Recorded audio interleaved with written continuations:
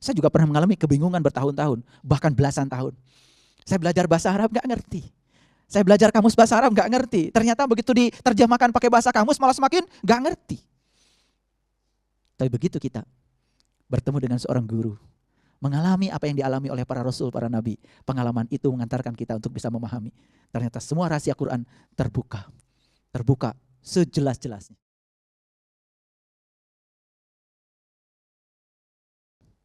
Kita mengaku mengenal Allah tetapi tidak menunaikan hak-haknya. Kita sering baca Quran tapi tidak mengerti pesan-pesannya. Tadi saya menyampaikan beberapa ayat mutasabihat, mohon maaf, mungkin bingung. Saya juga pernah mengalami kebingungan bertahun-tahun, bahkan belasan tahun. Saya belajar bahasa Arab gak ngerti. Saya belajar kamus bahasa Arab gak ngerti. Ternyata begitu diterjemahkan pakai bahasa kamus malah semakin gak ngerti.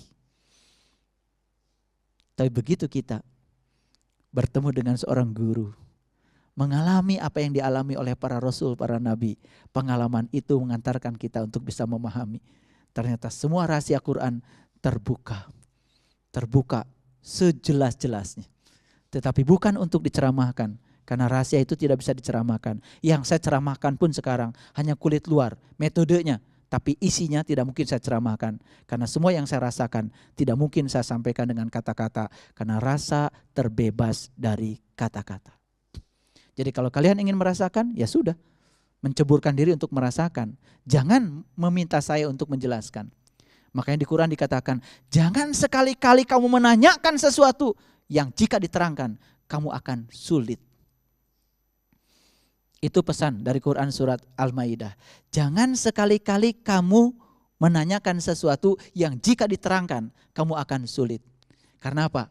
Masa nanya Allah kemudian diterangkan? Nanya surga diterangkan? Nama akhirat diterangkan? Cerita alam barzah diterangkan? Cerita matahari saat itu datang menyinari orang beriman diterangkan? Kalau diterangkan tuh cerita. Kalian harus mengalaminya sendiri. Bisa? Bisa. Ada ilmunya. Itu saja. Hanya keberanian kita untuk menceburkan diri. Masa renang diterangkan? Jangan minta diterangkan cara berenang. Berenang aja. Ntar juga ngerti sendiri cara kelelepnya seperti apa rasanya. Betul gak? Berjuang untuk membebaskan diri dari kelelep seperti apa rasanya. Ntar pintar sendiri. Itu yang disebut dengan discovery learning. Pembelajaran yang belajar menemukan teorinya sendiri. Belajar menemukan konsep sendiri. Itulah qiyamuhu binafsi, itu di situ intisarinya. Itu yang ketiga. Mengaku umatnya Muhammad tetapi tidak tahu yang harus dicontoh dari Muhammad itu apanya. Kemudian yang lain-lain tentang perilaku beliau. Itu kan buah dari buah kedewasaan beliau dalam beragama. Dan Nabi Muhammad tidak pernah mengajarkan kekerasan. Nabi Muhammad juga tidak pernah mengajarkan jahat kepada orang yang jahat kepada kita. Yang diajarkan beliau itu justru bagaimana baik sama orang jahat. Jadi kalau ada orang mengaku umatnya Muhammad, yang jahati. Saat ada orang jahat sama kita, kita jahatin dia. Kan kita juga jadi sama jahatnya. Kapan kita mau beda sama mereka? Orang lain marah, kita marah juga. Orang lain kesel, kita kesel juga. Orang lain nampar, kita nampar juga. Ya Allah. Ajaran Nabi Muhammad gak begitu. Ketika orang lain jahat sama kalian, baikin. Maka itulah yang membuat beliau menjadi sosok yang menarik, pribadi yang selalu agung dalam sepanjang sejarah. Kenapa? Karena itu yang dikenang oleh kita. Betul nggak? Makanya namanya sampai sekarang masih hidup. Sama, kalau kita juga namanya ingin hidup, coba lakukan sesuatu dalam hidup. Dalam fase kehidupan kita mau merankan kehidupan yang mana? Mau ngasih sumbangan peradaban yang mana? Pemikiran apa terhadap kehidupan? Makanya ciri orang beriman satu, ya, tidak pernah merusak. Dan ciri yang tidak beriman juga satu, merusak.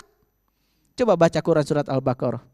Ciri orang yang bertakwa itu enggak merusak. Dan ciri orang yang tidak beriman itu cenderung merusak. Jadi kalau ada orang mengaku beriman tapi merusak, itu kan mengaku beriman, belum tentu dia sebagai orang beriman. Orang beriman itu penuh cinta dan kasih. Welas asih. Itu yang ketiga. 3. Yang keempat, katanya bermusuhan dengan iblis, tetapi selalu berteman. Itu yang keempat kata Ibrahim bin Adam. Sekarang kita coba dulu, kita belajar iblis itu siapa. Dalam percakapan di berbagai ayat di Quran, terutama percakapan tentang iblis, malaikat, dan Allah. Kan saat itu ya Allah menyuruh dua makhluk ini untuk sujud pada Adam. Siapa yang sujud? Malaikat. Siapa yang tidak sujud? Iblis. Jadi kita bikin sederhana saja pengertiannya. Jadi malaikat itu siapa? Yang sujud. Siapa iblis? Yang gak sujud, gitu aja. Sederhana? Sederhana. Sujud pada siapa? Pada Adam. Siapa Adam? Adam itu kan bukan sosok tubuh. Tapi Adam itu ruhku yang ditiupkan ke dalam tubuhnya Adam. Kalau yang kelihatan materialnya itu kan sebetulnya cangkangnya Adam. Adam yang sebenarnya yang tidak pernah mati. Adanya di dalam ruhku. Wakil Allah di dalam tubuh kecil ini. Nah ketika kita bisa mensujudkan diri kita pada wakil Allah di tubuh kita yang kecil ini. Itulah malaikat. Dan ketika kita tidak sujud, itulah iblis. Suka nggak ada orang mengatakan, wah tadi saya tergoda oleh iblis. Benar nggak kalimat itu? Kalau nggak baca Quran nggak ngerti. Di Quran surat Al-A'raf dikatakan begini. Ini Quran surat Al-A'raf. Ya. Berilah tangguh aku ya Allah. Karena aku sudah tersesat, maka aku akan menyesatkan manusia dari jalan Shiratal Mustaqim. Itu bahasa Quran. Ulangi lagi, ini agak berat ini. Karena aku sudah tersesat, maka aku akan menyesatkan manusia dari jalan Shiratal Mustaqim. Jadi siapa iblis itu? Yang menyesatkan manusia dari jalan Shiratal Mustaqim. Siapa? Yang menyesatkan manusia dari jalan Shiratal Mustaqim. Siapa Shiratal Mustaqim? Jalannya orang-orang yang dapat nikmat. Jalannya para solihin, para syuhada, para sidikin, dan jalannya para nabi. Jadi iblis itu hanya goda sama orang yang soleh, syuhada, sidikin, dan para nabi. Itu ada anak Pak. Kenapa? Orang tuanya dibunuh. Terus dia itu Pak kegoda iblis. Bukan kegoda iblis. Dia sendiri iblisnya. Gini, coba dengarkan. Kalau tergoda, kan ada yang menggoda, ada yang digoda. Betul nggak? Sedangkan iblis di Quran udah janji, aku hanya akan menggoda untuk menyesatkan manusia dari jalan Shiratal Mustaqim. Itu bahasa Quran loh, Al-A'raf. Jadi iblis ini profesional. Dia itu hanya mengambil peran yang penting. Menggoda orang kalau mau lewat jalan Shiratal Mustaqim. Yang gak lewat situ, dia sendiri iblisnya. Jadi maksud saya, bedakan yang tergoda iblis dengan yang jadi iblisnya. Kita sering tidak bisa membedakan. Kenapa? Saya tadi tergoda iblis, terus kenapa? Tadi saya marah-marah, loh kamu bukan tergoda iblis, kamu sendiri kan? Iblisnya kata iblis, salah lagi saya. Gak ada urusan. Ngerti maksud saya? Jadi di Quran dikatakan, iblis itu ternyata, saya terkejut loh ketika baca Quran. Ternyata iblis itu ya mensertifikasi dirinya. Jadi dia itu sudah mengambil peran yang penting. Buat apa saya godain orang-orang yang kayak saya? Kata iblis gitu. Gak mempan. Kenapa? Gini. Kalau saya nyalakan korek api, dilemparkan sama api. Apa korek teriak-teriak? Ya enggak. Tapi kalau saya melemparkan binatang ke api, teriak-teriak. Karena dia tidak sejenis dengan api.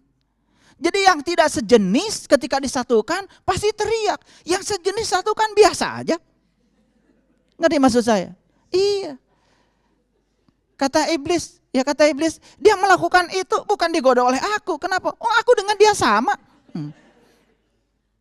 Nah karena iblis itu profesional. Di Quran mengatakan, aku hanya akan menggoda manusia dari jalan yang lurus.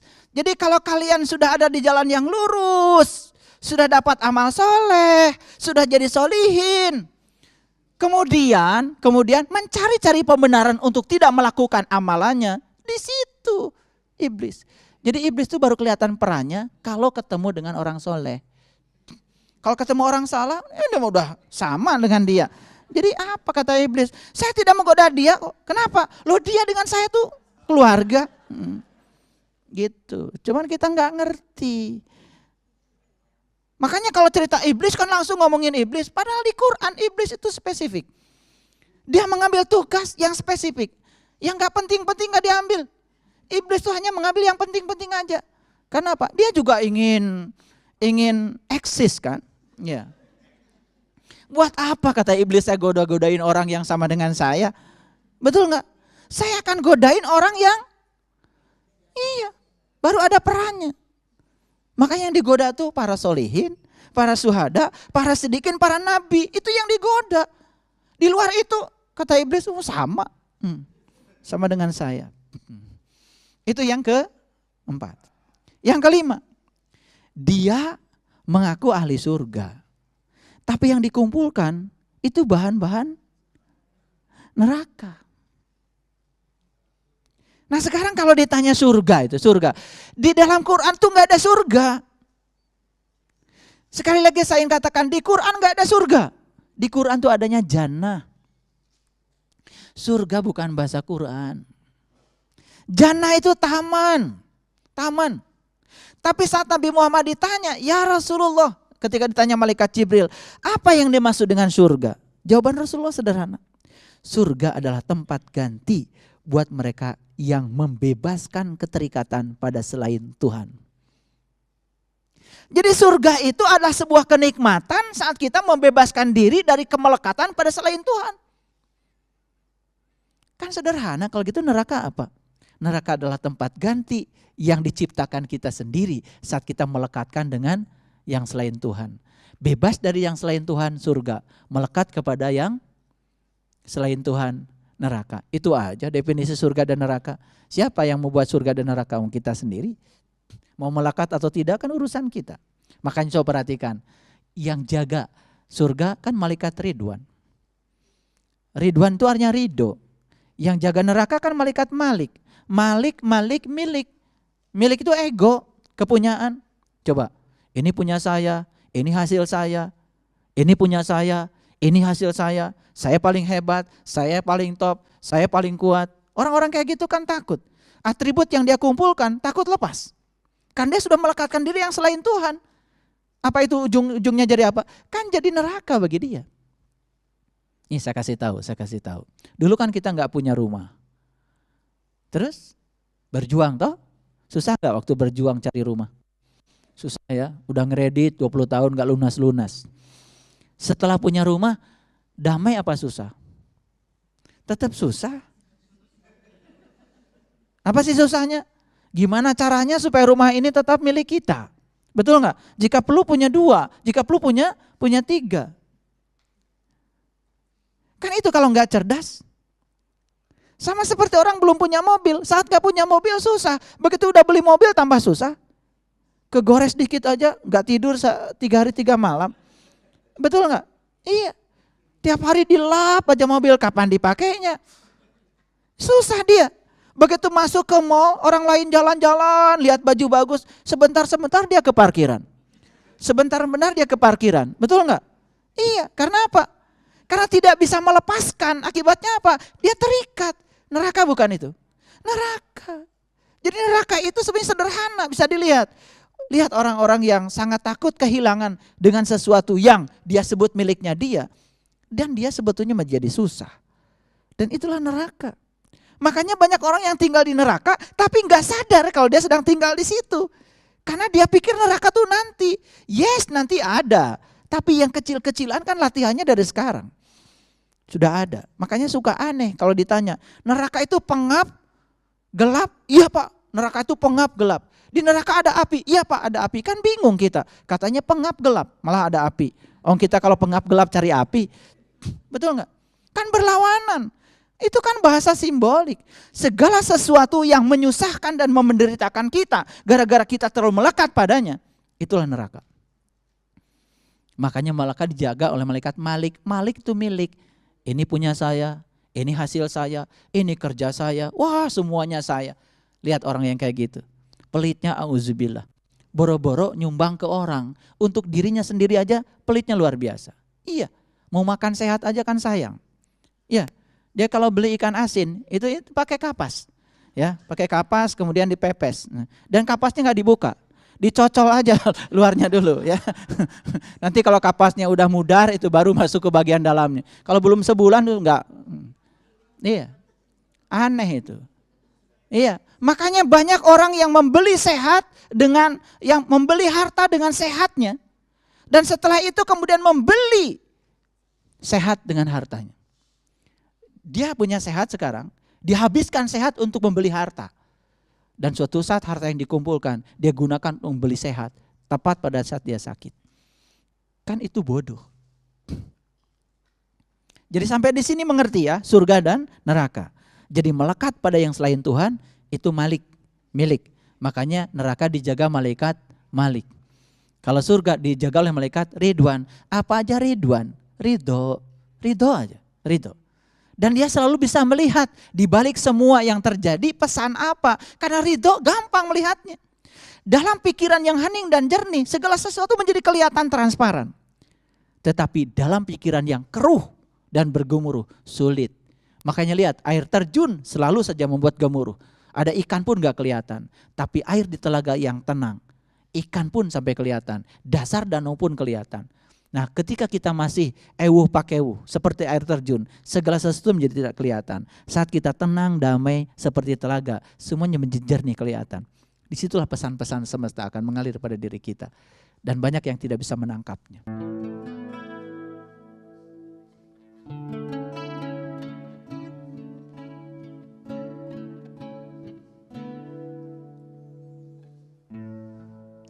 Sepahit apapun masalah yang dihadapi, berpeganglah selalu kepadanya.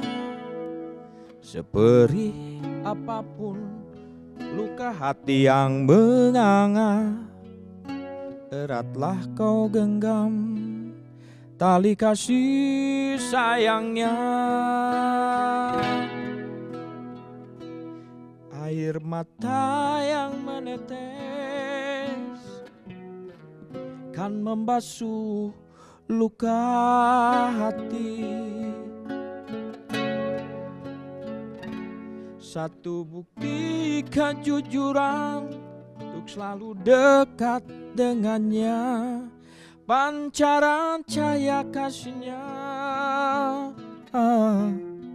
Ada kerinduan jiwa untuk selalu hadir di kalbu, damai menyatu dengannya. Oh, oh, oh, oh,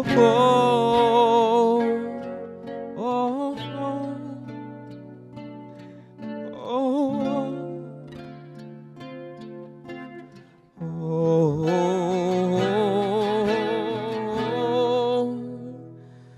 air mata yang menetes kan membasuh luka hati. Satu bukti kejujuran untuk selalu dekat dengannya, pancaran cahaya kasihnya.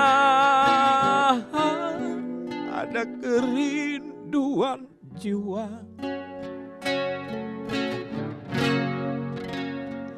untuk selalu hadir di kalbu, damai menyatu dengannya, damai menyatu dengannya, damai menyatu menyatu bersama Dia, damai menyatu, lebur bersama kasih-Nya. Oh, kasih-Nya.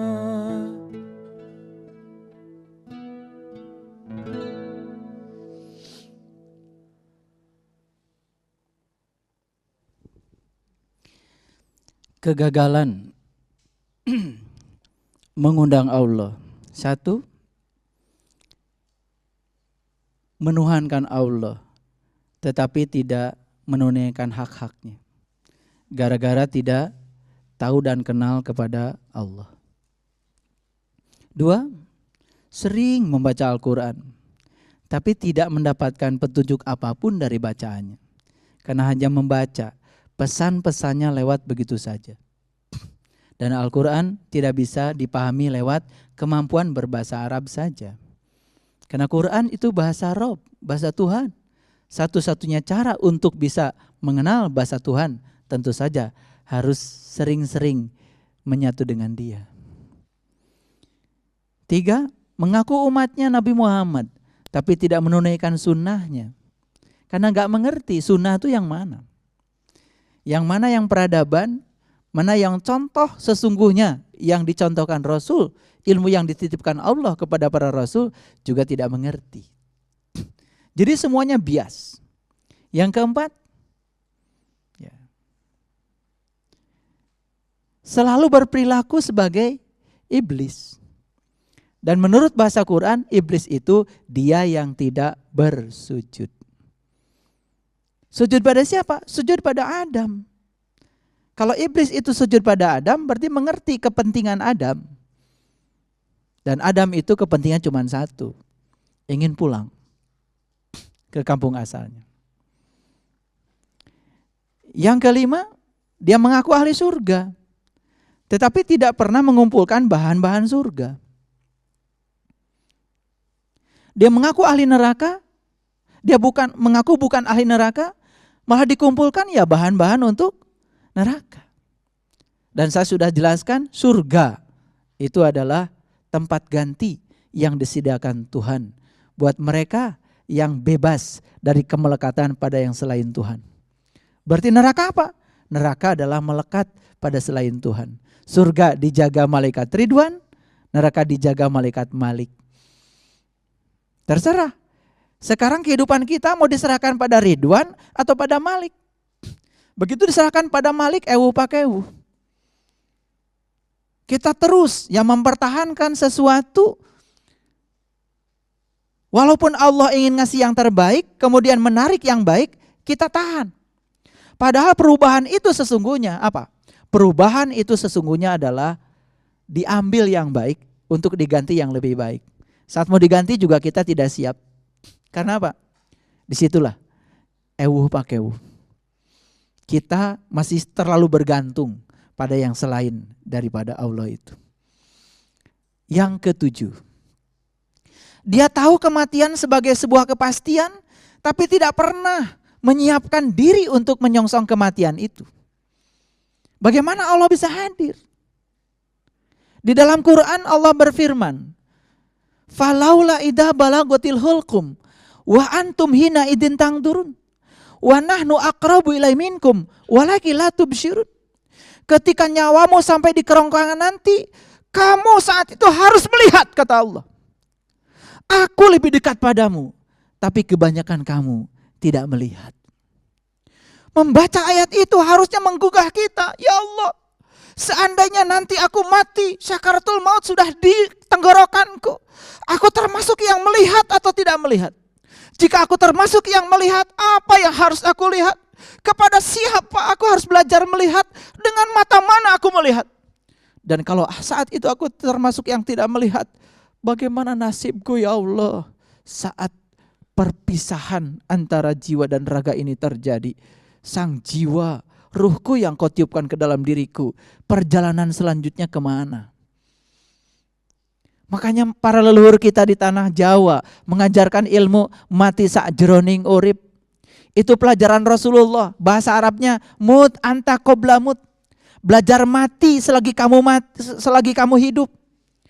Bahasa Qur'annya tadi di Quran surat An-Nisa ayat 66, bunuhlah dirimu, keluar dari kampungmu, bunuhlah dirimu, keluar dari kampung. Tapi kata-kata itu kalau tidak dibimbing oleh seorang guru yang ahli, yang mursyid, apa yang akan terjadi? Kita akan salah kaprah. Keluar dari kampung berarti keluar dari kegelapan. Keluar dari cara berpikir yang memenderitakan. Karena semua penderitaan manusia di semesta ini berasal dari cara berpikir yang memenderitakan. Disitulah tugasnya agama. Jadi kalau kita sudah beragama, cara berpikir kita masih membuat kehidupan kita menderita, itu ada yang salah kita belajar agama. Jangan-jangan belajar agama cuma kulitnya saja, itu yang disebut dengan penyakit kulit. Makanya masuk ke dalam sedikit. Ketika masuk ke dalam sedikit, ternyata kita akan menemukan ternyata di tubuh kita ini ada tempat yang sangat indah. Begitu kita menemukan tempat yang indah di sini, di luar tubuh kita tidak ada lagi tempat yang tidak indah karena semuanya menjadi indah. Saat kita menemukan tempat suci dalam tubuh kita, tidak ada lagi di luar tempat yang tidak suci. Semua di luar tempat yang suci karena sudut pandangnya sudah bersih. Bagi orang yang buruk sudut pandangnya, kebaikan orang lain pun tetap saja bagi dia buruk. Bagi orang yang sudah negatif cara berpikirnya, apapun yang dilakukan orang, buruk saja. Makanya buruk sangka itu sesungguhnya kita sedang membunuh diri kita secara perlahan. Dan itu adalah tikus yang ada dalam diri kita yang akan menggerogoti jiwa kita sendiri. Itu yang ketujuh. Yang kedelapan, terlalu banyak nikmat Allah yang diberikan padanya, tapi sedikit sekali dia mensyukuri. Jadi nikmat Allah begitu berlimpah banyak. Dan tolong perhatikan kata-kata nikmat di dalam Al-Quran sesungguhnya juga berbatas. Nikmat itu tidak ada kaitannya dengan urusan-urusan duniawi. Karena nikmat itu hanya berurusan dengan urusan-urusan ruhaniah, urusan-urusan kejiwaan. Banyak sekali fasilitas Allah untuk mengantarkan jiwa kita, tapi jiwa kita tidak pernah naik kelas. Kenapa? Karena tidak melihat itu sebagai sebuah fasilitas. Yang kesembilan, begitu mudah melihat aib orang lain, tetapi tidak cerdas melihat aib dirinya sendiri. Begitu mudah melihat kesalahan orang lain, tapi tidak pandai melihat kesalahannya sendiri. Sering baca kalimat Maliki Yaumiddin setiap sholat. Hanya engkau yang berhak menghukum, hanya engkau yang berhak menilai. Tapi di saat yang bersamaan, kita menghukum dan menilai orang seakan-akan itu hak kita, seperti kita yang paling tahu. Makanya ada berita apa saja menjadi viral dan semua orang sepertinya berhak untuk berkomentar dan menulis. Saya pesan buat kalian semua, kalau ada pesan yang menebarkan kebencian, jangan ikut kemudian terlibat menebarkan kebencian itu. Karena apa? Karena pesannya sendiri energinya sudah negatif. Jangan kemudian kita terjebak untuk menegatifkan diri kita sendiri. Malah justru kalau bisa kita menjadi orang yang bisa menangkalnya. Kalau itu bisa kita lakukan, alhamdulillah kita berperan membangun kedamaian. Dan kedamaian itu intisarinya agama. Inna din indallahil Islam. Inti sarinya agama adalah Islam. Inti sarinya agama adalah damai. Inti sarinya agama adalah sejahtera. Inti sarinya agama adalah tunduk patuh kepada Sang Pencipta. Itu inti sarinya agama. Dan yang terakhir, sering mengantarkan jenazah ke kuburan, tetapi tidak pernah mengerti kalau dirinya juga akan seperti itu. Seakan-akan dia akan hidup 1000 tahun. Seakan-akan dia tidak akan pernah sakit. Seakan-akan yang mati orang lain. Seakan-akan berita kematian itu hanya untuk orang lain, tidak akan pernah menimpa dirinya sendiri. Bagi orang yang sadar tentang ini, dia akan bertanya, pada saat mati nanti, saya pulang kemana? Pada saat mati nanti, saya akan pergi kemana? Makanya siapkan dari sekarang jalan pulang kita. Bangun dari sekarang rumah masa depan rohaniah kita. Tidak usah beli kuburan dari sekarang. Karena apa? Saat tubuh ditinggalkan oleh sang jiwa, kalau membusuk juga di rumah kita, tetangga pasti enggak nyaman. Kalau laler banyak yang datang ke rumah kita, pasti tubuh kita dilarung mungkin di Sungai Ciliwung. no problem. Mau di Ciliwung, mau di mana juga gak ada masalah. Mau pakai batu nisan, gak pakai batu nisan, sama aja. Yang penting menyatu kok dengan bumi. Dan kalau kita lihat prosesi menguburkan mayat di Arab Saudi, coba perhatikan di Ma'la itu luas tanah untuk menguburkan sampai sekarang gak pernah bertambah meter perseginya. Tapi yang dikuburkan banyak. Satu kali haji yang dikuburkan di sana itu puluhan ribu. Bayangkan kalau pakai batu nisan. Bayangkan kalau semua orang pengen namanya ditulis di situ. Gede-gede lagi namanya. Karena status sosialnya berbeda. Status sosial sudah selesai. Yang paling penting itu bukan setelah mati. Saat hidup kita bikin apa? Itu yang paling penting. Beratkan timbangan amal kebaikan kita. Dengan cara apa? Buka mata kalbu kita. Bebaskan segala penyakit kulit kita. Bangkitkan jiwa kita yang mati. Supaya hidup dalam kesadaran. Sehingga semua yang kita lakukan itu akan memberatkan timbangan amal baik kita. Jangan tertutup terhadap setiap peristiwa yang datang pada kita. Karena itu akan meringankan timbangan amal baik kita. Itu menurut Al-Quran, bukan menurut saya. Kalau kita merenungi itu, ya sudah. Kalau sekarang kita sampai hari ini umur udah 70. Aduh, saya belum punya tempat. Mau dikuburkan di mana? Para tetangga sudah ribut pada beli tanah. Ya, di Memorial Park. Harganya miliaran. Ya, kalau punya alhamdulillah, tapi kalau nggak punya nggak usah risau. Karena apa? Rumah masa depan kita bukan kuburan. Rumah masa depan kita adalah Alif Lam Mim, kitab sejati kita. Rumah masa depan kita adalah Allah. Rumah masa depan kita adalah Tuhan. Maka temukan Dia mulai dari sekarang. Mumpung kita masih diberi kendaraan untuk menemukannya. Tepat saat kendaraan kita sudah tidak bisa dipakai lagi.